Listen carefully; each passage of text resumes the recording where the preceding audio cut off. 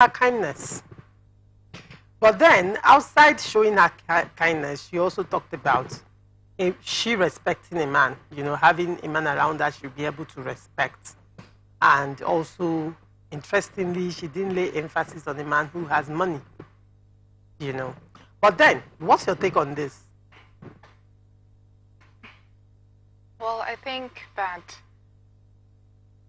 it is not, a man doesn't have to do anything for you to show respect, from my point of view. Okay. It's either you're respectful or you're disrespectful. I know there are instances where a man can maybe stoop low in a way that makes you disrespect him or look at him in a certain way.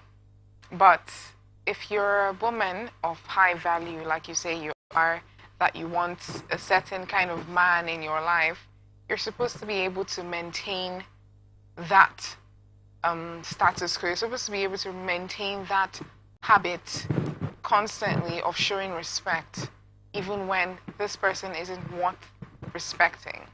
That makes you who you are. If I have to submit conditions for you to respect me, you don't actually respect me. Although I know that there are some things that men do that make a woman will look at you less, especially when you can't provide. Like she said too, if it's not about not having the money, but the way you're curtailing the situation, the way you're handling the situation, there'll be a manner of respect. There would still be the way the lady looks at you. It's not going to go down, even if she knows that you don't have. But there's a way you would also behave, knowing that you do not have.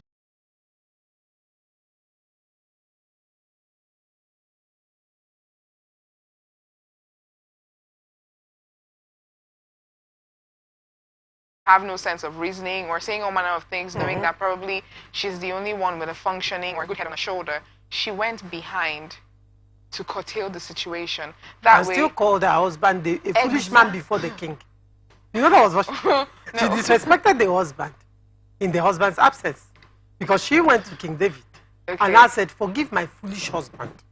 No, that is not in his presence. This is for when you're addressing. Shouldn't respect count at all times? No, it should. Okay, but look, even in absence of the person. Yes, it should. But I think this particular case, it's just like kings like to feel like they are the only ones.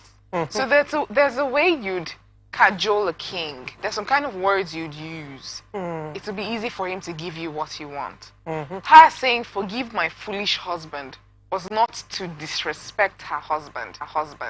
It was to make the king feel like he was the only wise person. Okay. That way, you soothe his heart into saying, "No problem, I forgive your husband. He was indeed acting in foolishness or something." You get? So it's not something she would go and tell her husband in person, "You're foolish." Okay. Exactly. But now the situation had her do that because she knew she had to save her husband's head. Okay. And that was the best way to get to the king's heart. That's it. But I believe that when it comes to respect, both old and young, we should be able to give respect. A lot of adults demand respect from children. But if you can't respect the child too, what example are you passing to the child? At some point, the child is going